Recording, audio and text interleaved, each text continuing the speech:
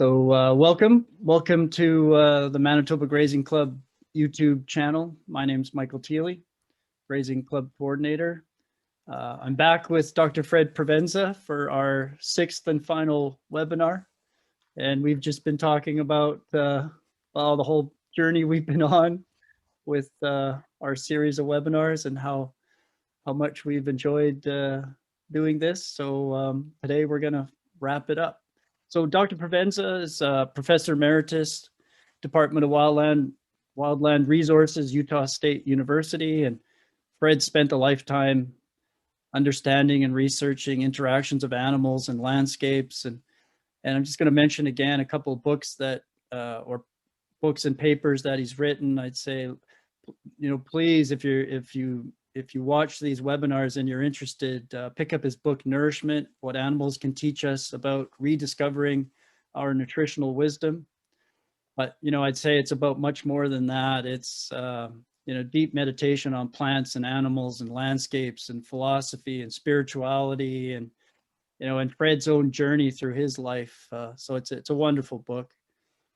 And then just recently, a paper was published called We Are the Earth and the Earth is Us that Fred co-authored. And I'd say seek that out. And it's a wonderful summary. A lot of it similar to what we've talked about in this webinar series. So today, sixth and final webinar, we're going to talk about transformation of consciousness. So welcome, Fred.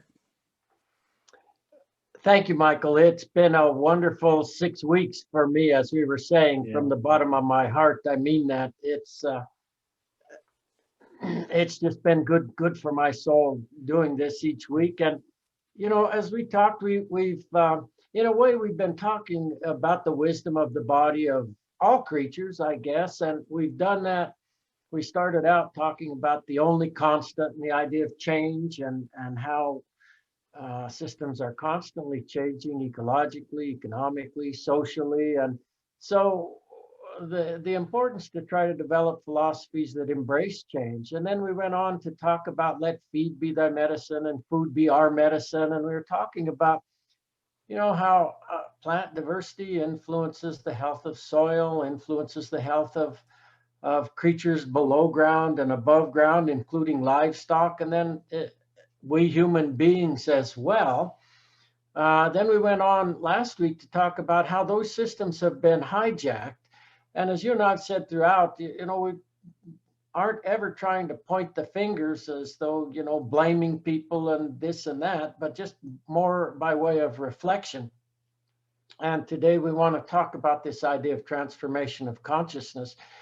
We are aware that we weren't trying to give prescriptions or recipes. That was deliberate in what we did. We were trying to share ideas, thoughts and ideas, and understanding with the thought that if we can understand the processes of nature and then come to see the value in those and the wisdom of nature and how in fact that modeling nature can be a low-cost way to farm and to ranch, I think was the main idea. But it's definitely not prescriptive. We were trying to give examples as we went along of the ways that people have embraced and utilized some of the ideas in each of the sections, but definitely not trying to be prescriptive. So this last one really relates, in a way, it links all of these sections together. And it really links back with the first one. We started out saying the only constant in life is change. The world's constantly changing, yet we typically regard change as anomalous, a transitory disruption in a normally constant world. But we concluded that any individual, any social group, any species, if it's going to survive, has got to be able to embrace change. And if we can develop philosophies that allow us to constantly be engaging and embracing change, then we don't feel like we can feel like we have a say in our lives and what's happening in our lives. The opposite, of course, if we feel we have no control, everything's changing around us, we're angry, resentful, then we can end up in really kind of dire states, even of depression, which we'll talk about here in just a little bit. So we said all compounded things are impermanent, which means everything. And I may or may not have said, when my father was very old, in his 90s, he used to sometimes sit and reflect on younger days when us kids were young, and then he'd say, it's like I dreamed it all. And I often used to think of this like a star, an optical illusion, flame, magical illusion, dewdrop, or a bubble, like a dream, a flash of lightning, or a cloud. So should one consider all compounded things. And then we concluded with some of these thoughts. If you realize that all things change, there's nothing you'll try to cling to. So easy to live in the past and in the future rather than being focused on what's happening right now. It doesn't mean that we don't plan or anything like that, but if we're living in the past and in the future and not embracing the now, we can get into trouble. And with that in mind, if you aren't afraid of dying, literally, there's nothing you can't achieve. You embrace everything. And then when we were talking about natural systems and how they operate, and thinking about nature as a model, we're saying, trying to control the future is like trying to take the master carpenter's place. When you handle the master carpenter's tools, chances are that you'll cut yourself. And in that sense, we were thinking about natural systems and how they work and nature as a model, and that there could really be some value for us in thinking about that. Related to all that's happening nowadays. And we went into many examples. So what I'd like to do is start off on today with some reflections. Michael kindly mentioned Nourishment, the book that I wrote. And let me just give some background a little bit on that. I worked at Utah State University for 35 years and retired 12 years ago. And Sue, my companion of 49 years, and I moved to the backwoods of Colorado. And these are all shots of what it looked like where we were living. I wrote Nourishment while we were living in the peace and tranquility of nature, 12 miles on graveled road into our retreat. It literally was a meditation, a time to simply reflect. And like our time on Earth, our time in the backwoods was a stolen moment, and we knew that. We were living at 9,500 feet elevation in the transition zone between conifer and aspen woodlands and these expansive grasslands of South Park. We were surrounded, as you can see here, by 14,000-foot granite peaks. During the day, we were literally immersed in the beauty of nature, from the exquisite arrays of grasses, forbs, shrubs, and trees, to the insects, birds, small and large mammals who make the backwoods their home seasonally, if not year-round. It was amazing to just not have to be working, and we were blessed in that sense to be able to just spend time out there, just enjoying, like when I was a little kid, like when we were little kids. At night, stars and galaxies set the sky aglow with beauty, mystery, and wonder. So it was a splendid time and place to reflect on the mysteries of existence in the process of consuming itself, from herbivores, omnivores, and carnivores above and below ground to stars and galaxies in the cosmos. We live in a universe with some 200 to 300 million galaxies, each with billions of stars. Just try to wrap your head around that, as we would at night when we were looking. In the middle, at the center of each one of those galaxies, is a black hole in the process of consuming the galaxy. In the book, I used food selection as a way to reflect then on the mysteries and wonders of existence in the process of consuming itself. The first section of the book, Dining with Change, describes existence in an ever-changing universe, much like we did for this series. The next two sections, Dancing with the Wisdom of the Body and Savoring the Artist's Palate, deal with food selection, nutrition, and health of all kinds of creatures, from insects to birds and mammals to human beings. The last two sections of the book, in many ways, are why I wrote the book. And they're grappling with uncertainty and fading into mystery. My point in writing the book wasn't necessarily to answer questions, but to awaken a childlike awe and humility at the mystery and wonder of a visit to this planet. I have a friend in Australia who I met many, many years ago. His name's Matt Kaywood. He's a journalist there. And I gave many, many talks and workshops in Australia since about 1991, 92, when I spent a year over there.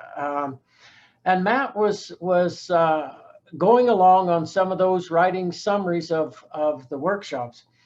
And he wrote, I think, as good a description of what I was trying to do with that book as anyone I've read. And I'm going to just briefly conclude what I'm talking about right now with what he said. He said, I know some people who have been a bit nonplussed by Fred's grafting of science and mysticism, but that's exactly what spoke to me. I've long been immersed in both worlds, recognizing the validity of each, but never really reconciling them into one worldview despite the work of others. Your talks when you came to Australia put them together for the first time in a way that reflected my own experience, and Nourishment brings the ideas from the talks together brilliantly and inspirationally. Goes on to say, some will feel aggrieved by this book. They'll set out on an engaging scientific discussion on the interactions of minds, bodies, and diets, perhaps believing that this book is about, quote, diet, as it's cataloged by Google Books, and find that the path leads not to scientific certainties, but a joyous embrace of uncertainty. For these readers, Nourishment will be like walking along a brush track, deeply engaged in conversation with their knowledgeable guide, in the expectation of being taken to a comfortable hotel at the day's end. But as night starts to fall, and they start to take notice of their surroundings, they will find themselves in the middle of a vast wild mountain valley, no dwelling to be seen. The guide happily announces that this is the destination and he'll be off, thank you.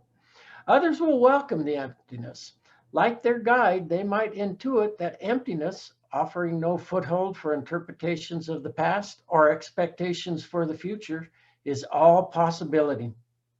In the end, you have the sense of Fred looking at himself, seeing a brief spark of improbable life set within the imponderable wheeling and unfolding of galaxies, awestruck and grateful for the chance to be a particle of the universe observing itself. So I often reflected on those kinds of things while Sue and I were living in the backwoods. And I often thought of this fellow here and his book, A Sand County Almanac. It's really a kind of a Bible for students in wildlife biology and in natural resources. And as a young student at Colorado State University 50 years ago now, I remember being exposed to that book and reading it and just thinking what a beautiful way Leopold had with words, and how heartfelt his descriptions of whether it was some beautiful little plant, a pasque flower growing in the spring, or a wolf, or whatever it was, or geese. He just had the most beautiful way I think I've ever read of words to describe them. Well, in this Sand County Almanac, he begins this book with this statement. He says, there are some who can live without wild things and some who cannot. These essays are the delights and dilemmas of one who cannot. He went on to say, we abuse land because we regard it as a commodity belonging to us. When we see land as a community to which we belong, we may begin to use it with love and respect. So most of the chapters in the book are beautiful descriptions of nature and natural communities. And it's not until the very last section of the book that he gets a bit more philosophical, and he's making a plea.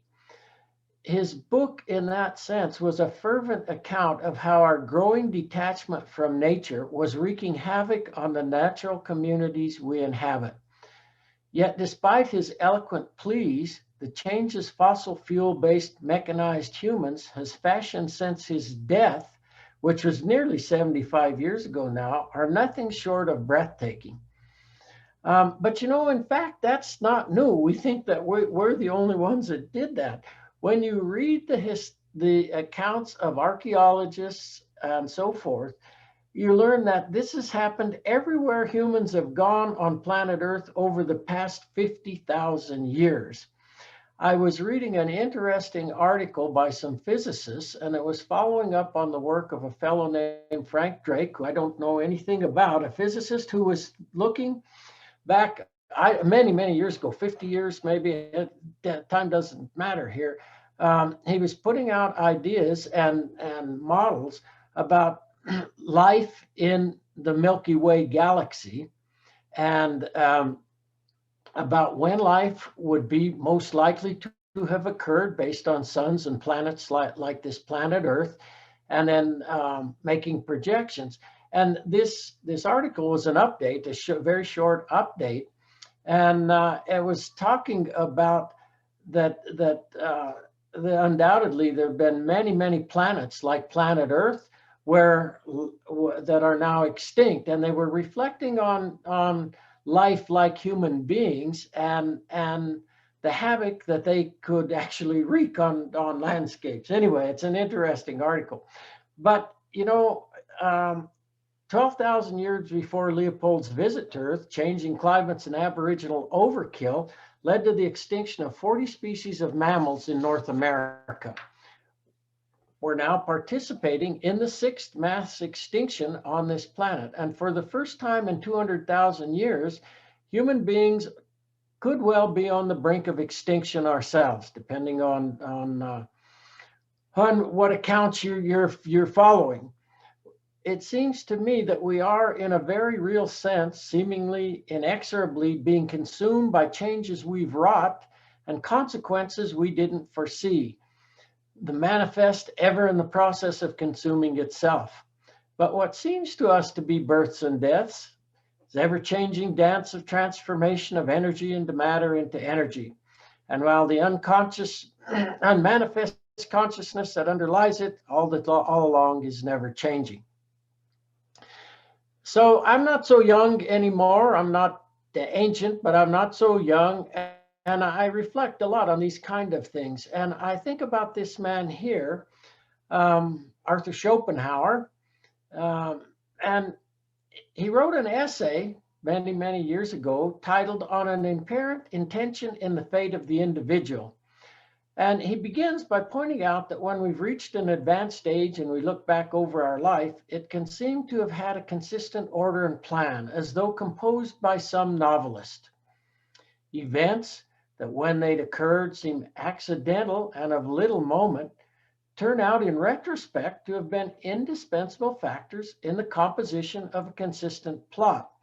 And I think for each of us, I know in particular, and I won't bore you with the details, I can reflect back to the things that seem so didn't think twice about them. And when I look back, I realize they totally changed the trajectory of my life.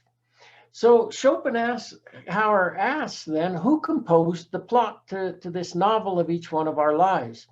He suggests that just as our dreams are composed by an aspect of ourself of which our consciousness is unaware, so too our whole life.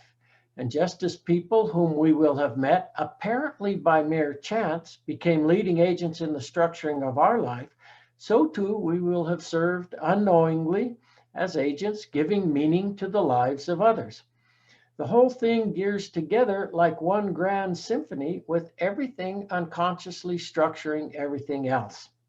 Schopenhauer concludes, it is as though our lives are the feature of a great dream of a single dreamer in which all the dream characters dream too. Everything links to everything else, moved by the will to life, which is the universal will in nature. And it's what's within each one of us, the energy that moves each one of us.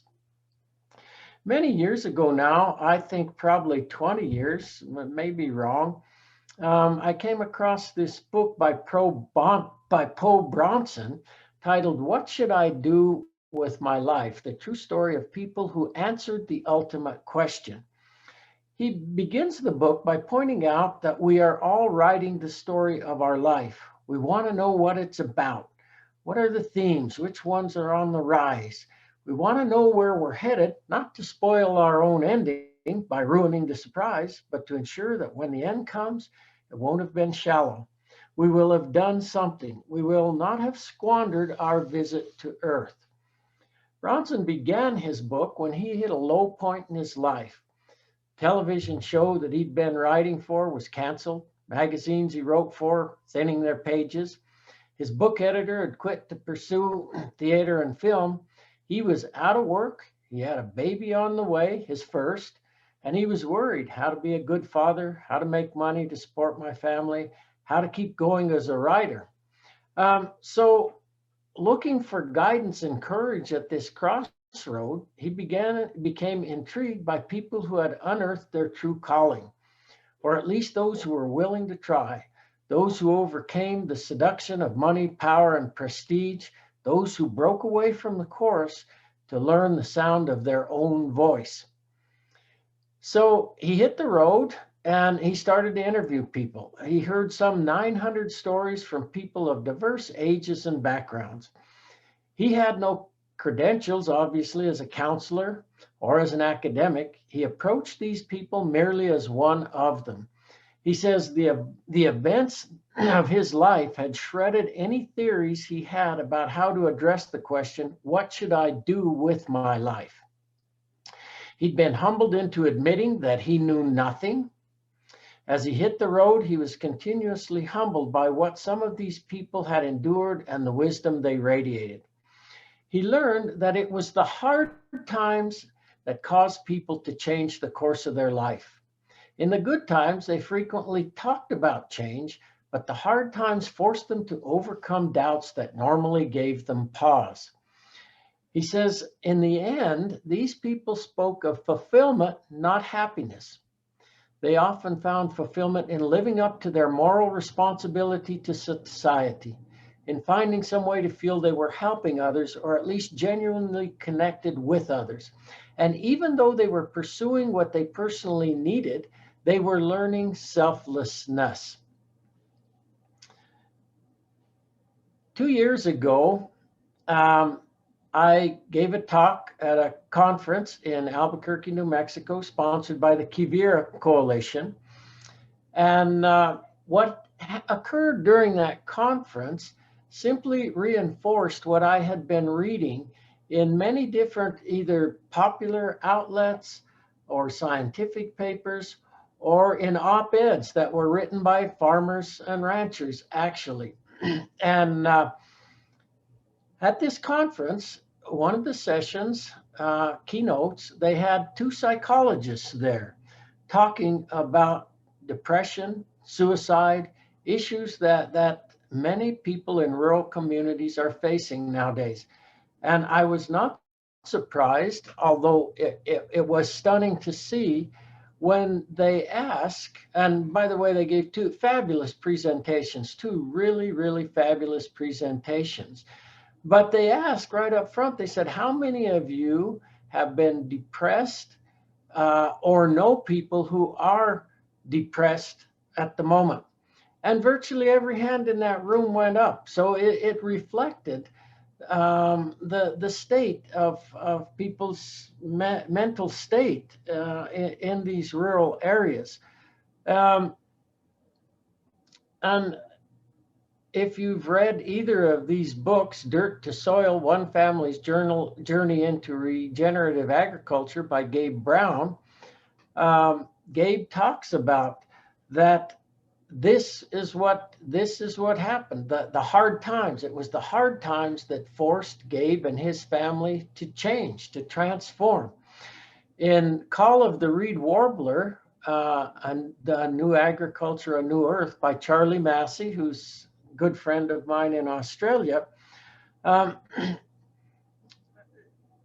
Charlie points out, as in the United States, same in Australia, people in rural areas worldwide are experiencing unprecedented rates of depression and suicide due to their lack of belonging that links them to communities socially, ecologically, economically. In this book, Charlie discusses the transformations that cause people to change agricultural practices when conventional ways no longer work, to the point that the farmers were broke economically, bankrupt ecologically, and depressed socially. And I'm going to not probably do justice to how nicely Charlie's written about all of this, but to sum it up, he said the transformation occurred when they were absolutely down and out. And that the first thing they had to do was to understand from their ranching farming standpoint, to come to an understanding of how landscapes function ecologically and how they are linked economically and socially. Nothing functions in isolation. Echoing many of the themes Michael and I have tried to touch on as we've gone through here. How do natural systems work, and how can we work with them in low-cost ways? The next thing they had to do was get out of the way to let these functions regenerate themselves naturally. And then finally, the third thing, they had to develop the humility to, quote, listen to the land and embrace change while simultaneously continuing to learn with childlike openness. So you get the flavor there of what Charlie's talking about, the kind of transformations that occurred. And so a question I want to really dwell on for the rest of this presentation is, can individual trials transform the collective if enough of us transform the collective consciousness of humanity to nourish one another and life on Earth, which is really what Dirt to Soil and Call of the Reed Warbler are talking about. And I'm going to do this from a personal standpoint. I could talk in generalities about, as I have been, about that, but I think it doesn't have the meaning. For me, there have been three trials that really transformed how I looked at life.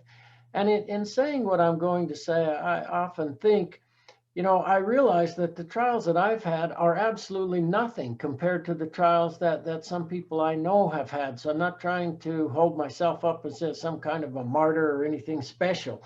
It's a way to make this personal and to help to illustrate the points. And I'll start on this notion of depression that I've been talking about, and that so many people seem to be experiencing in rural areas. And 2 years ago, I listened to a TED Talk by a friend, Ian Gordon, who I met 30 years ago at a NATO-sponsored conference that we both participated in Wales. We were much younger pups at that time. Well, this TED Talk, he talked about the suicide of his son, Callan, who lived 28 years on this planet. Ian's talk brought back many memories for me. Though my wife Sue and I have never lost a child, I suffered 5 years of depression. When Ian and I first met 30 years ago in Wales, I was beginning my descent into a depression so low I had to look up to see a worm, and so long I finally gave up hope that it would ever end. There wasn't a spark or a whit of energy in me in any way. I often contemplated suicide, and I'm not sure why I never did, though I think in retrospect, my wife, Sue, and our 2 young children at the time, Stan and Jess, mattered heavily enough to tip the scales to live rather than to die. At that point, I was literally hanging by a thread. So when Ian talked about the choice to stay alive over the long days, months, and years that Callan endured, I could relate to that. And when he talked about how much it took just to get up each day to face the world, I could relate to that, both from the standpoint of the years of depression and from cancer a decade later. At that point in life, I was running as fast as I could at work. Sue and I were as near to divorce as we've ever come. Then I was diagnosed with cancer. It was a huge effort just to get up, let alone go to work and face the world each day. Ian concludes his TED Talk by saying that life should not be defined by the day a person took their life, but by each day that person chose to live for family and friends. And the story he told put that poignantly within the context of Callan's beautiful life. So during my depression, back in it started in the late 80s, ended 5 years later. But in 1991-92, my wife and I and our two children went to Australia for a sabbatical. We went to live in Armidale on the West Coast. It was a wonderful year, despite the depression. But what struck me when I got to Australia was, and was thinking about, I don't know if any of you, if you've ever left your home and moved to a totally other country and culture and lived there for a while, but it's an eye-opening kind of thing in a very good way. And at the time that I left the States, we were running and gunning on research, going great guns. Our research was getting a lot of notoriety, publicity, and so I was way into that. I really that was my focus. But when I got to Australia, what amazed me was that it wasn't the research I thought about. It wasn't that. It didn't even. It just wasn't what mattered. What I thought about was the relationships with the people back in Logan, the people that I was working with. And I thought how wonderful. And I thought, it's those relationships, and it's those wonderful relationships with people that's generating the creativity that's coming about in our research and in the family life as well.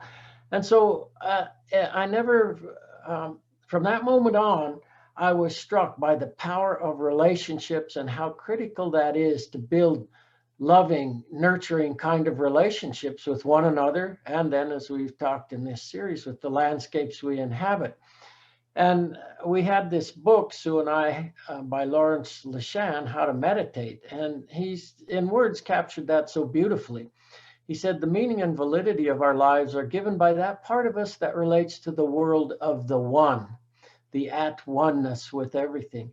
The mechanics and techniques by means of which we live our lives are given by that part of us that relates to the world of the many. It is the one that gives meaning to the many, and the many that gives form to the one. It is relationships that make identity real and meaningful, as it is identity that makes relationships possible. It's only when we have access to both parts of our being that we can remember the meaning of our own existence. So when I reflected back after that about the depression, I really came to think, I had become a cosmic voyager with amnesia. I'd been confusing what I was doing. I wasn't a professor, with what I'd come to learn. I was being reminded why I had come to visit Earth. And in that sense, at that time too, another thing happened to me. I was conceived, born and reared Roman Catholic, and I appreciate my parents and that tradition very much to this day. But that was the whole universe. And I was opened up during this depression to whole other ways of thinking. And I give just briefly a little backstory. I worked with an editor at the Ag Experiment Station. He edited our scientific papers. A very sarcastic guy. I loved him to death. I just thought he was a great guy, but very, very sarcastic. The day before we left for Australia, I went over to tell him goodbye. It was in the evening. Most people had left, in fact. And, I had shared with him how depressed I was. I had shared with many people that I was just totally depressed. And he looked at me, and excuse the French here, he looked at me and he said, you're a really sick bastard. And I said, yeah, I know I am. I was down and out. he said, why don't you take this and read it? Well, it was this book here, The Power of Myth by Joseph Campbell with Bill Moyers. And that book was about a 6-part video series that they did on PBS. And in fact, I just watched the last episode, Masks of Eternity, of that last night. And we took the book to Australia. And I never forget, before we moved into the little house we rented, we were in a trailer up on the tablelands. It was windy and cold. It was winter. We were snuggled in our bags, and they're reading this Power of Myth. And I was just thinking, you know, this is what I have wondered about my whole life. And I never had any religious instruction. I never had any class. I never had anything that ever touched on this. And yet this is what I've thought about my entire life, the themes that he was talking about throughout that book. And it opened up to me what he talks about so much in different ways, about what he refers to as the elementary ideas, which are common to all of the world's mythologies. And then the cultural inflections. We kill each other over the cultural inflections, but it's the elementary ideas that transcend culture that are really the driving forces. And so he talks, Joseph Campbell talks beautifully about that throughout this book and throughout the 6-part series. And so I literally did feel I had become a cosmic voyager with amnesia, and that this 5 years of depression changed the way I looked at the world. I never taught a class the same way. I never did anything the same way. Everything I did had to relate to this broader picture than just the details. I have a friend who says that every 10 years we should repot ourselves. Every 10 years we should repot ourselves. And when I look back over my life and think about it, I can think in 10-year intervals from when I was a child right on through to today, how at roughly every 10-year intervals, either I chose to repot myself, usually not, but sometimes, but oftentimes I was repotted, whether I wanted to or not. So here I have depression for a 5-year period. Roughly 10 years later, I'm diagnosed with cancer. And I have to say that I've never felt more alive than when I was diagnosed with cancer in 1999. And I thought that was the end, that I was going to die. It makes your life become so poignant at that time. And I've said, and I still feel that cancer was a gift. It was a gift to me. I needed to wake up. I'm a slow learner, no question. I needed to wake up. So let me give just a little bit of backstory. I mentioned briefly when I was talking about depression, I was running as fast as I could run, and at work and with family and so forth. And you know, for that year of 1999, I had a cough. I just didn't feel quite right, and I didn't ignore it. I went to different doctors. Nobody could diagnose it. Finally went to an ear, nose, throat specialist. He said, whatever you've got, it has nothing to do with that cough and ear, nose, and throat. And so our doctor had died, our family doctor. And so I asked him if there was anyone that he knew of. And he said, yeah, there's 2 young doctors, and I really like them. And so he gave me the name, and got in touch with one and made an appointment for October. And I went down, and he didn't have a lot of patients yet, so it was nice. We spent an hour together, and it was clear that he was going to dig and dig and dig until he found out what was wrong with me. As part of that, he did a rectal exam. He said, well, this blood doesn't look good. You know, we better get you a colonoscopy. So I went in for a colonoscopy in November. And a couple of weeks later, they call. It's the Monday before our Thanksgiving here in the States. And they said, well, you need to come down here. And you know, when they tell you to come down to the office, they're not going to tell you that you're well, right? So the day before Thanksgiving, we were in there, and the doctor's saying, you've got cancer of the lower colon. It's very serious, doesn't look good at all. He said, I'm going to send these, and he was showing us the photographs. He said, I'm going to send these, my findings into the University of Utah for confirmation. But you better be thinking, well, I'm going to recommend surgery for you. And so it's just like a haze. All these words are coming, and sitting there in kind of dumbfounded.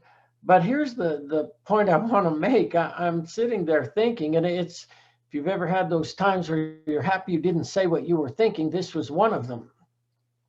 Because I'm thinking, there's no way I can get in to see for surgery until at least the end of March, when we have spring break. I've got all this stuff, and in fact, I was heading to Canada the day after Thanksgiving to give talks, and I went up and gave the talks. But anyway, what became clear to me, and I'm thankful I didn't open my mouth, was that I was going to be in the hospital in surgery just as quickly as they could do that. And so in a matter of about 10 days, I went into the hospital to have a resection, to have some of my colon removed. And the whole experience was so surreal, as I was saying. I'm repeating, but it was just so intense and so otherworldly. So I had the resection, and they basically gut you, take all your guts out. They cut you from your totally from your sternum to your pelvis, and then do the resection. So when you wake up from that, you're hurting in pains you can't believe, and then they tell you, well, get up and walk, and you put your feet over that table that you're sitting on, and you never think you could experience so much pain. I have a neighbor who was telling me he had the same thing. He passed out the minute he did that. It hurt so badly. But anyway, so you're in the hospital, and in the day, trying to get up and walk around. The nurses, I remember, were just so kind. It was amazing how their love and caring. But then at night, it would get, the hustle and bustle was gone. It would become incredibly quiet, just the stillness. And the lights of the Christmas trees were shining through the door into my room. And just the peace was incredible. And what came over me starting then was this ineffable peace. I've never been able to put it into words. I had never experienced a peace like that before, or it was a peace that everything, and I mean everything, is going to be just fine in the here and now, the hereafter. There is nothing ever to worry about. Eckhart Tolle has a book that we discussed briefly last week, The Power of Now. And his words come as close as anyone's to describing that kind of peace. And I'll give you just a little backstory. He describes that for 29 years of his life, he was depressed and suicidal. And then one night, he went to bed, and in the absolute depths of despair, spiraling down. And he said that what do I say, that this, as that was happening, he was starting to move toward what he refers to as enlightenment. And he said that his voice said, don't resist anything that's going to happen. And then he fell asleep that night. He woke up the next day, and his whole world had changed. And he wrote words like this. He said, for the next 5 months, I lived in a state of uninterrupted, deep peace and bliss. And that's exactly what I experienced, just this incredible peace that nothing can harm you. There is nothing that can harm the you, not the physical you, It's the consciousness of you, the spirit, or whatever you want to call it. It says enlightenment is a state of wholeness, of being at one and therefore at peace. And I felt that it is a state of connectedness with something immeasurable and indestructible, something that almost paradoxically is essentially you, and yet it is much greater than you. You are one with the transcendent, as Joseph Campbell would say. We are all one with that when we break through. So there was that part of the cancer that was incredible. There was another part that I want to share. When I went back to the university, I was just going in for a couple hours to teach each day, but on one of the first days, a lady named Mary Lou came up to me. She was an administrative secretary in the dean's office. And she said, I heard that you have cancer, and just wanted to let you know I was thinking of you. And she said, and I wanted to share with you that I was diagnosed with cancer also. And then we talked about how much that changes your life, how you don't take any day for granted anymore. And when they tell you after surgery that there's a chance that some cancer cells could have gotten away, when they're being honest with you, and that if they show up again in your liver, your spleen, your lungs, your pancreas, wherever, they didn't have to say much, friends who have died from those kind of things. So we talked about that, and she said, but and I shared what they told me, and she said, they said the same, and I think okay. But she wasn't okay. She ended up with the cancer showing up in different parts of her body, including her brain. I remember the last time that I saw Mary Lou, we used to, in the springtime, have a dinner for every faculty and students in the College of Natural Resources, an evening dinner, and she got up and gave a short talk. And you could see she was really a beautiful woman, and she had been ravaged by the cancer in so many ways. And I just remember how poignant that was, seeing her. Well, so Mary Lou didn't make it. She died, and I went to her funeral. And it was the most moving event I think I've been to in terms of a funeral. Mainly because at that funeral, they had different people get up and speak. Not that that's unusual, but friends and companions spoke. I remember many of them. I remember one of her dear friends talking about some of the last days when they were sitting on the porch together, holding one another's hands, just looking at the beauty of nature and in quietness, and how moving that was to be spending time with her. Then I remember her son got up and spoke as well, and everyone was in tears. I was certainly, when he was talking about the love of a son for a mother and the mother for the son, and just many touching kind of reflections. And then her brother-in-law got up and spoke as well. And he talked about trials and how trials transform.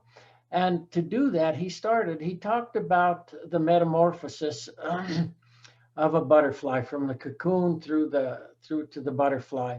And I don't know if this is true or not, but he used it anyway. He said a man was watching this butterfly struggling to come out of the cocoon, and in the very early stages. And he said, well, listen, I'll just cut that. I'll take a scissors and cut that and make it easy for the creature to get out of the cocoon. And in doing so, he hindered the development of the butterfly. Evidently, according to this story, as they forced themselves out of that cocoon, it forces fluids into different parts of the body, including the wings. For the development, it needs the trials. That was the point that he was making. And so it was all in a positive sense that these things were being said about Mary Lou.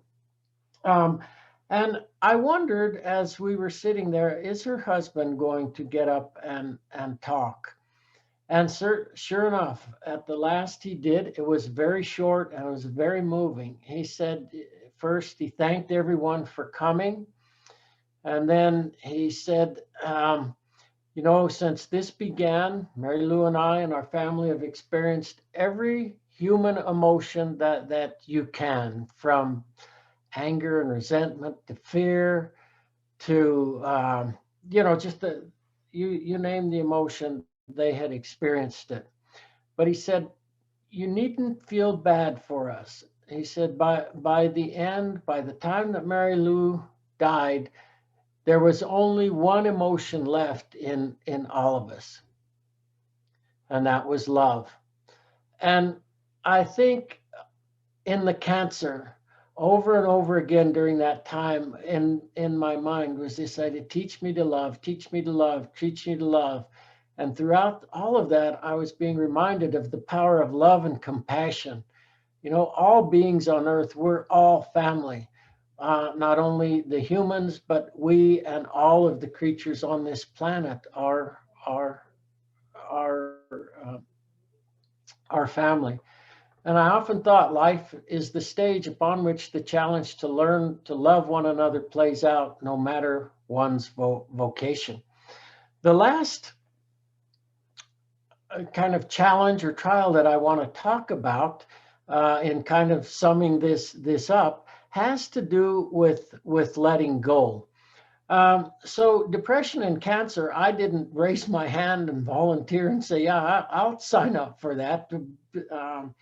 I think I'll learn a lot from it. Although in retrospect, I'm so thankful for both of those, absolutely thankful that those things happened to me. But this last one, letting go, I did with my wife's strong prompting, I'll have to say. But I thought, you know, I'm going to learn far more from leaving Utah State University, where I'm the center of attention all the time. All this is going on, and just moving to the backwoods where nobody knows us, where not the center of attention. I will learn far more making that kind of transition than hanging on. And it would have been the easiest thing in the world to hang on there at Utah State University and just keep doing what I'd been doing for 35 years. So let me tell you a story here. One of my former graduate students actually sent me an article, an essay, and it's an essay that Arthur Brooks wrote titled, "Your Professional Decline is Coming Much Sooner Than You Think." It was published in the Atlantic a couple years ago. And he begins the story with a quote: "It's not true that no one needs you anymore." These words came from an elderly woman sitting behind him on a late night flight from Los Angeles to Washington, D.C. The plane was dark and quiet. A man Brooks assumed was her husband murmured, "I wish I was dead." Again, the woman, "Oh, stop saying that." Brooks listened with morbid fascination. He imagined someone who had worked in relative obscurity, someone with unfulfilled dreams, perhaps of the degree he never attained, the career he never pursued, the company he never started. At the end of the flight, as the lights switched on, Brooks finally got a look at the desolate man. He was shocked. He recognized him. He was and still is world famous. Then in his mid-80s, he was beloved as a hero for his courage, patriotism, and accomplishments many decades ago. As this man walked up the aisle of the plane, passengers greeted him with veneration. Standing at the door of the cockpit, the pilot stopped him and said, "Sir, I've admired you since I was a little boy." The old man, wishing for death just a few minutes earlier, beamed with pride at the recognition of his past glories. For selfish reasons, Brooks couldn't get the cognitive dissonance of that scene out of his mind. It was the summer of 2015, shortly after his 51st birthday. He wasn't world famous like the man on the plane, but his professional life was going very well. He was the president of a flourishing Washington think tank, the American Enterprise Institute. He'd written some best-selling books. People came to his talks. His columns were published in the New York Times. But he'd started to wonder, can I really keep this going? I work like a maniac. But even if I stayed at it 12 hours a day, 7 days a week, at some point my career would slow and stop. And when it did, what then? Would I one day be looking back wistfully and wishing I were dead? Was there anything I could do starting now to give myself a shot at avoiding misery and maybe even achieve happiness when the music inevitably stops? Brooks goes on to talk about the 4 stages of life according to Hindu thinking. The first stage is youth and young adulthood devoted to learning. The second stage, which is dedicated to achievement, is the time when a person builds a career, accumulates wealth, creates a family. During this stage, we find one of life's most common traps. We become attached to earthly rewards, money, power, prestige, and so forth. What we talked about last week is all of the I ams. I am this, I am that, I am whatever. We become attached to these, and some try to make this stage last for a lifetime, never let go. This is especially the case nowadays when we measure worth by what we do, all of our worldly achievements. The antidote to these temptations is the surge stage, going to the forest. This is the stage usually starting around age 50 when we focus less on professional ambition and become more devoted to spirituality, service, and wisdom. This doesn't mean we stop working when we turn 40, something few people can afford to do now, only that our life goals should begin to transform. I often think when Sue and I left Utah State University and moved to the backwoods, that literally was going to the forest for us.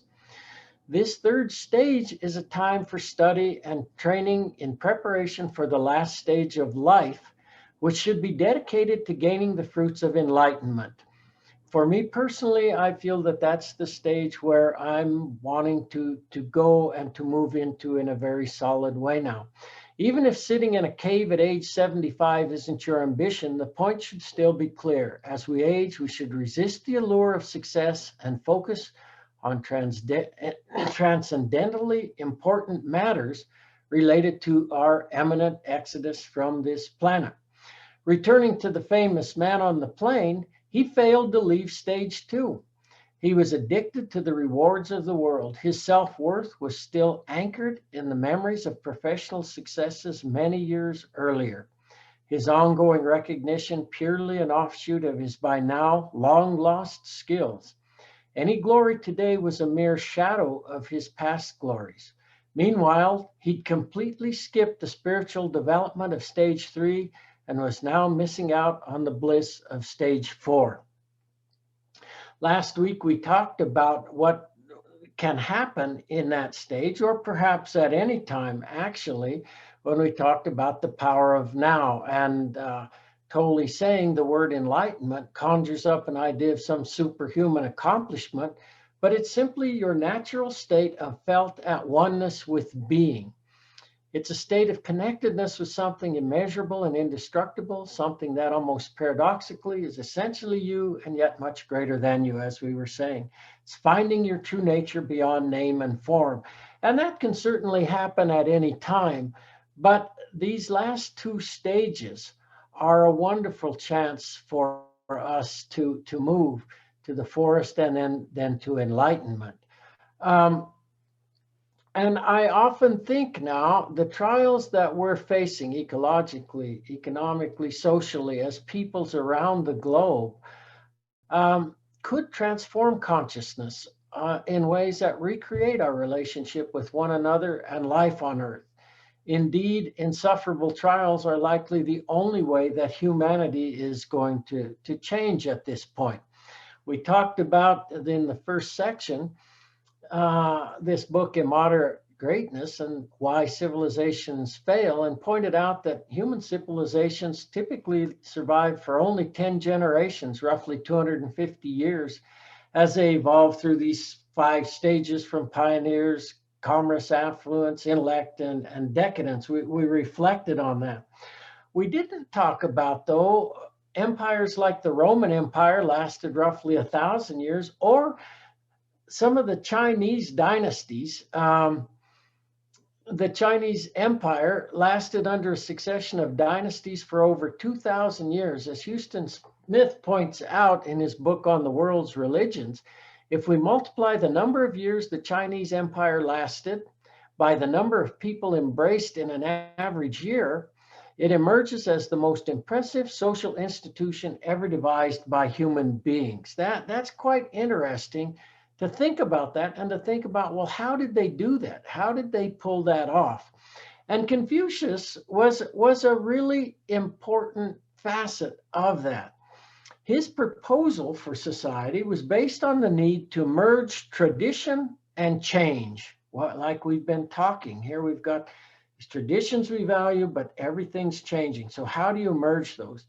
He understood that when tradition is no longer adequate to hold society together, humans face the gravest crises. I think we're experiencing that in the US right now.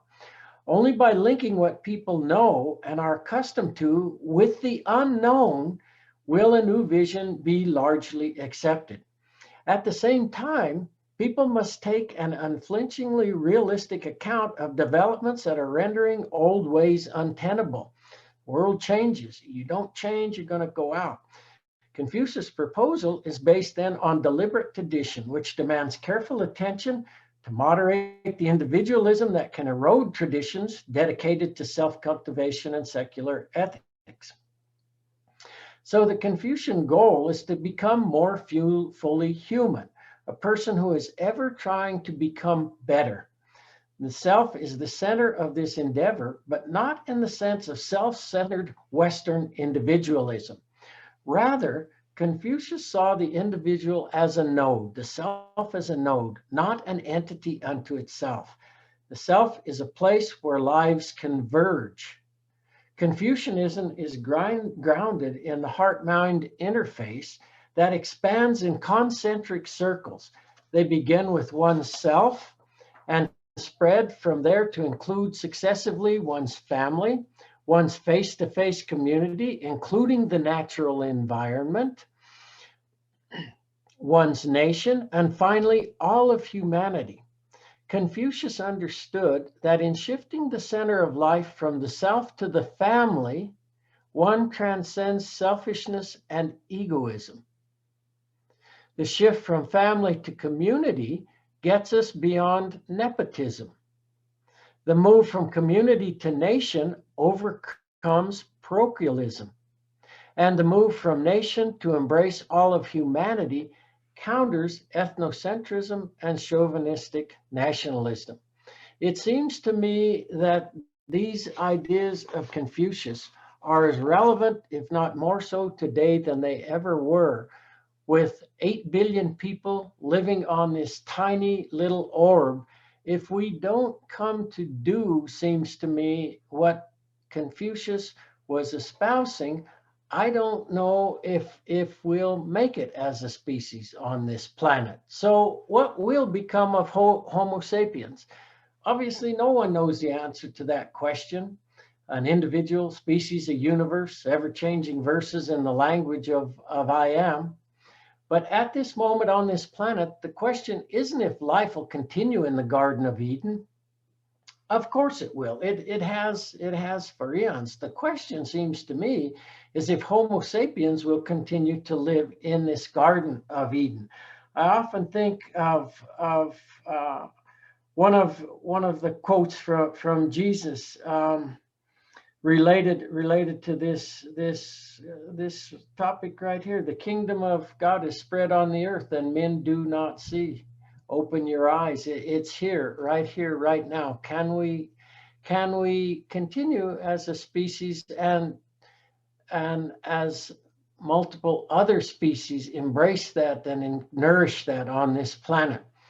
So that may seem like airy-fairy kind of of thoughts that ponder in that sense.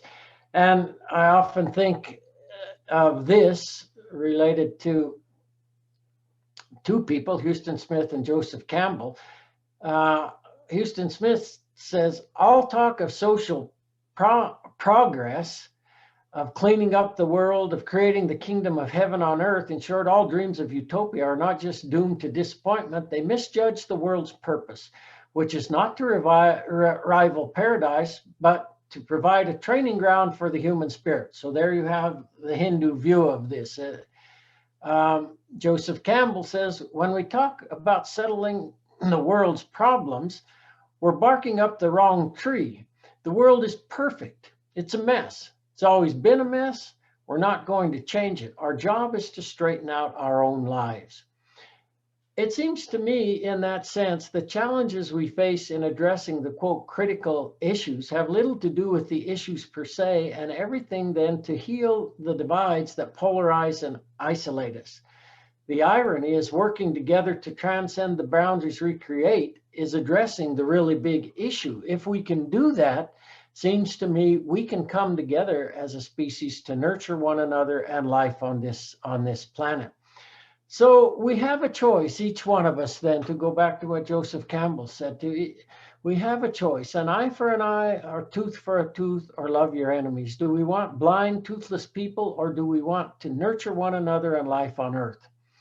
And while we can certainly declare war on life, as we have done for eons, we could instead declare love on one another through the relationships we develop and through the land, food, heart, and mindscapes we choose to inhabit, as we said in that paper, We Are the Earth.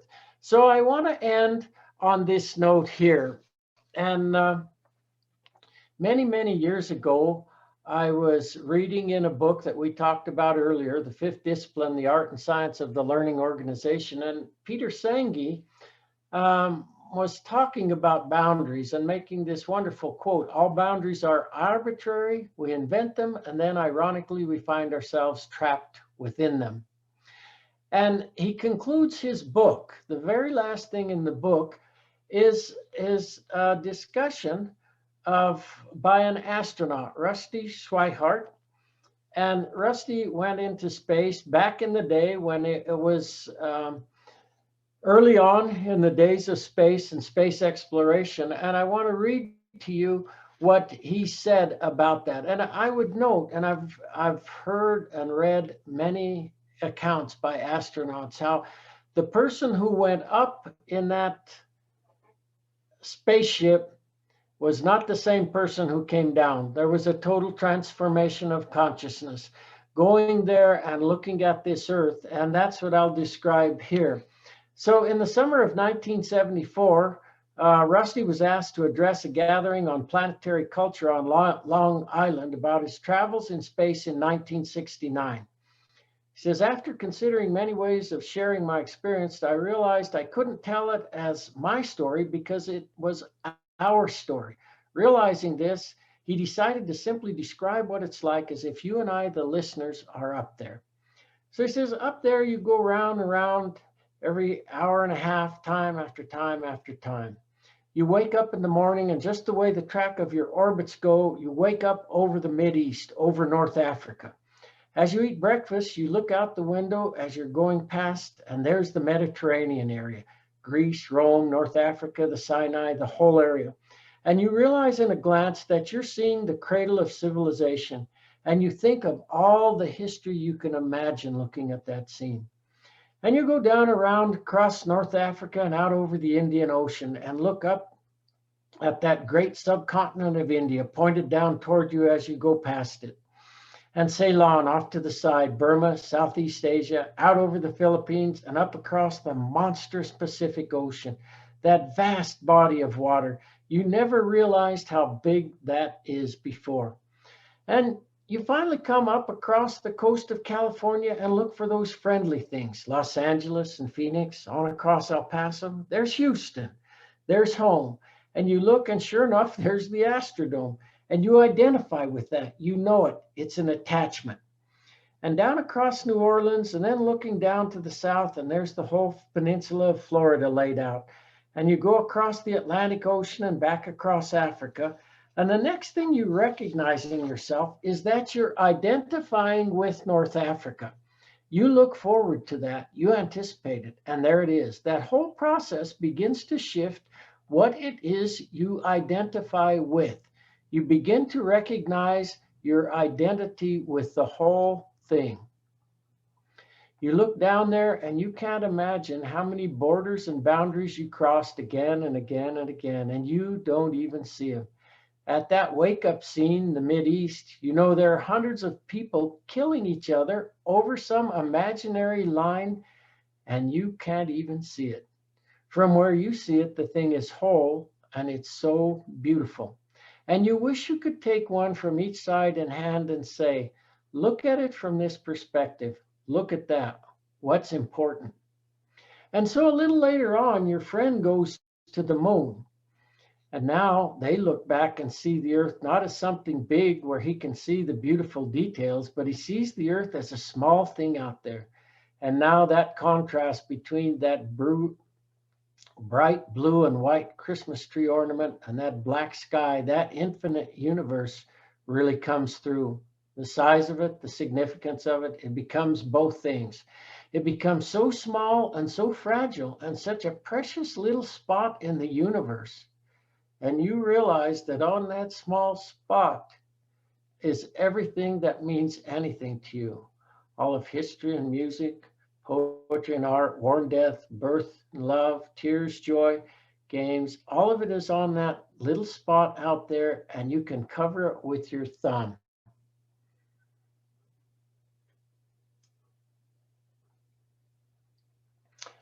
And you realize that your perspective has changed, that you've changed. There's something new. That relationship is no longer what it was. And then you look back on the time when you were outside of the vehicle and those few moments that you had time to think about what was happening. And you recall staring out there at the spectacle that went before your eyes, because now you're no longer in something with a window looking out at the picture. But now you're out there and there are no boundaries. There are no frames. There are no boundaries. As Peter Senge says, all boundaries are arbitrary. We invent them, and then ironically, we find ourselves trapped within them. And so, Michael, that's long-winded, but that's some thoughts on transformation of consciousness. Incredible. Yeah, that was wonderful. I just let you go there because it just seemed to feel right to you were on a roll there, so that was incredible. It makes me think, I made a pile of notes while you were talking, but I guess the first thing that pops to mind is the way you finished up there, and sort of these boundaries that we trap ourselves inside. Is in your book you talked about holes within holes within holes. That idea of holons, I think, is the term that gets used. And yes, and that if you sort of think about it, it's like from the subatomic to the atomic to the cellular, the cell is a whole, and then the collection of cells of your body is a whole, but that body is a whole within your community, within your landscape, within your nation, within the planet Earth, within the Milky Way, within the, it's just holes within. No, it's beautiful. It's a beautiful, and it's kind of universes within universes, with each one, its own amazing universe, and we can think all of that conscious. That Arthur Kessler is the one who talked about the holons and how each holon kind of has a challenge to maintain its own identity, but then to interface with all the other holons, and in a healthy system that works. We talked about that in that paper, We Are the Earth paper, kind of brought that back up, because as you're saying, it's a beautiful idea and kind of appreciation, huh? Right, like the cell has a cell membrane, like it needs to maintain its integrity, right? It needs to keep something out and keep something in, but at the same time, it still needs to interact with that bigger whole, just like, the collection of cells that I call Michael, or that is Fred, has to do the same, has to do the same thing. And No, that's absolutely it. And it helps you to realize the at oneness of it all, I think, too, huh? That, and if some cell becomes really errant in that sense that we talk in the paper, cancers, for instance, like I was talking about, then you can get into troubles. Huh? It's not recognizing it's kind of yeah, it's a part of a broader community, huh? And right. so Yeah. that if you want to maintain the whole community, including itself, it needs to not be so errant. Huh? Yeah. Yeah. It's a powerful idea. I don't know what else to maybe mention. I really like that idea of every 10 years we should repot ourselves, like a plant, to repot ourselves in a new, environment or context. And really the repot is just a different word for change.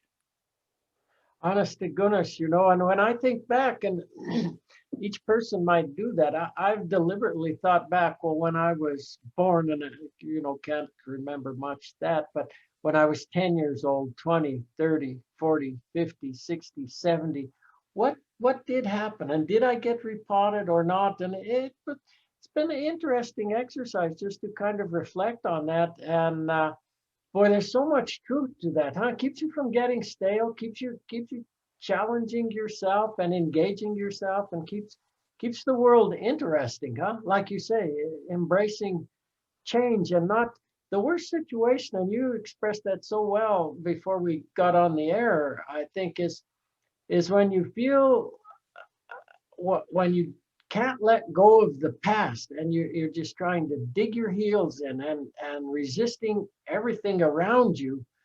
That's a tough go, and the fate's going to drag you along, like Joseph Campbell talks about. So why not try to repot and embrace that, huh? Embrace the ever-changing nature of that. And we're just here a blink anyway, huh? So try, and I say this for me as much as for anyone. And I think a lot now of that last stage. It's getting time for me to really let go of a bunch that I've continued to do, I think. And but if it's hard to change, huh? And we do get addicted to the things that we're doing, and Yep. Yep. Absolutely. It makes me think of change, of course, going back to thinking about agriculture is,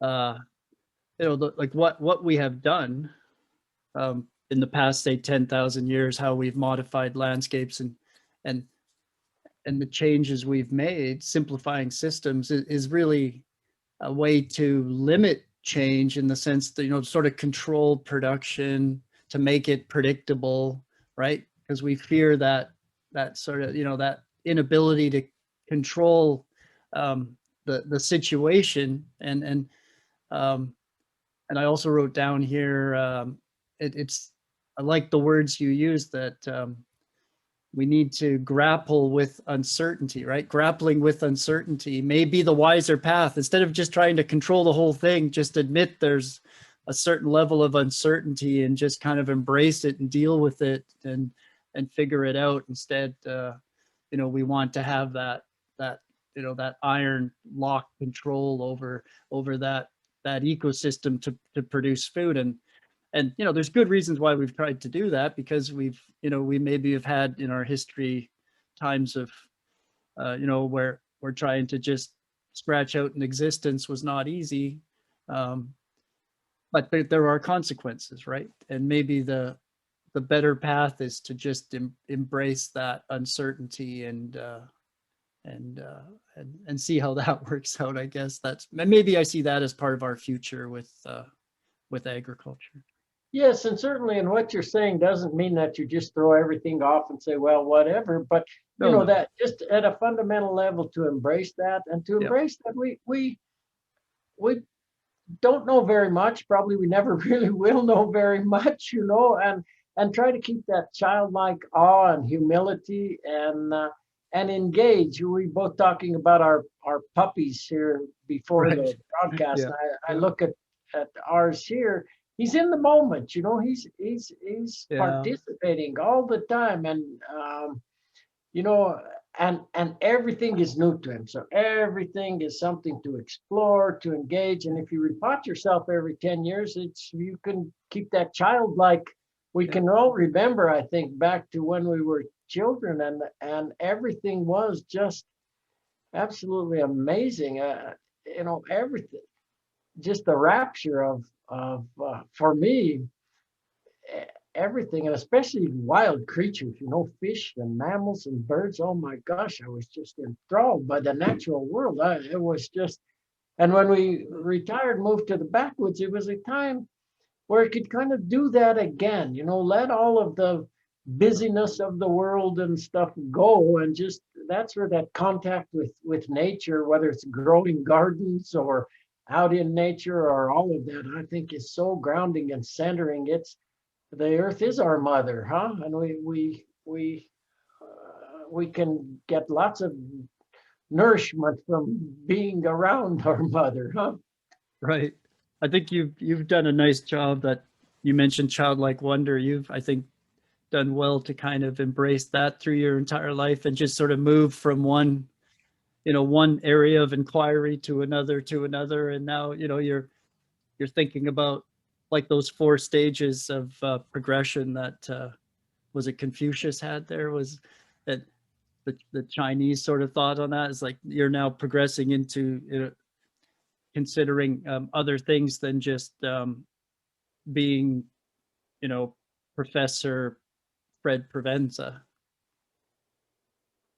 Absolutely, which you really aren't, huh? As we were saying, one of the I ams, but that Yep. interest in the world, huh? It's an amazing Yep. place. Yeah, and I very much feel that. I used to be a little, you know, what you're trained with, it really influences you. But when we were living in the backwoods, it struck me so much. We're in heaven right now. I used to tell Sue, this is a dimension of it. You know, we just look around in the day, all the beauty and amazing. And the studies I did, I know we don't know too much, but it at least awakens that the incredible complexity of all that's going on at so many levels. It just Yeah. makes you think, boy, this is a miracle, you know. And then at the night, you look That's out there at that stars and galaxies, and you just think, yeah, we're in heaven right here, you know. So recognize that, huh? Kingdom is spread on the earth, and men do not see, huh? As Jesus said, well, open your eyes, you're right there, huh? yeah. I guess the question that we think about quite a lot, you know, is with all the things that are happening nowadays, can we keep our species on this planet? Huh? Are we going to be like that article that came out of Caltech talking about all the planets where used to have life like humans, and it's gone now, you know?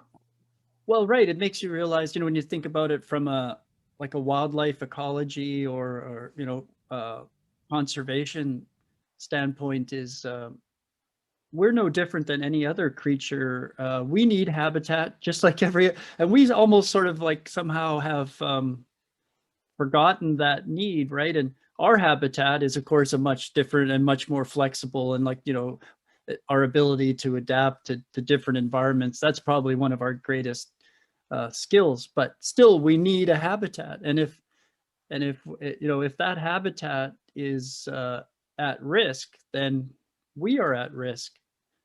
And most people don't kind of put that together, and they just think, well, there's no chance. We're too clever, we're too powerful, our technology, all the rest. But there is still a risk that if we lose our habitat, we lose our ability to survive on this planet. Absolutely. And we're still, you know, all of our life ultimately comes from soils and plants, huh? Plant diversity and soils, and that creates the, Right. whether you're making fake meat or whatever it is, you know, it's still plants, and that's habitat, huh? That's habitat that nourishes us and nourishes all these creatures below ground and above ground. Well, this is probably a good place to end, but you think about like what we were talking about, transformations is if you think about the project of agriculture and all that, is we're transforming sunlight, solar energy, right, through the miracle of photosynthesis into chemical energy, into like sugars, carbohydrate, which then either build the plant or are exuded into the soil to feed the soil biology, which transforms, mineral rock into soil. And then the plant is eaten by the animal, transformed from plant to meat. And then we eat the animal. It's just endless transformations of Energy and matter and energy energy. and matter, huh? Energy and matter. Yeah. Constantly transforming, and it's a beautiful thing, huh? As you say, It is. life here with all its horrors, beauties, wonders, deep mysteries, huh? And that's where we are. That's where we are. That's great. Let's leave it there, and thank you very much for our 6-part series. And it's been wonderful to get to know you over these webinars, and I think we should plan to keep in touch and maybe do some more of these at another time. We'll see. But thank you so much. And let me just say many thanks to you, Michael, too. I've so thoroughly enjoyed getting to spend time with you, getting to know you, and for you to be open to go across this 6-part series, from what may seem a little bit kooky, starting with the only constant and then ending with this transformation of consciousness. I appreciate your openness to embracing all of those different sections. I mean that, and this is not a negative on others. Some folks can't go there very well, but I think it's good to be able to cut across that whole spectrum. Oh, that's right. So this will be hopefully an opportunity for some in agriculture to see something like this, and to broaden their understanding. This is what we're hoping for. Only through a deeper understanding can we make a change. Otherwise, we don't even know why we should change. So that's our hope here, I think, with this series. So thank you very much.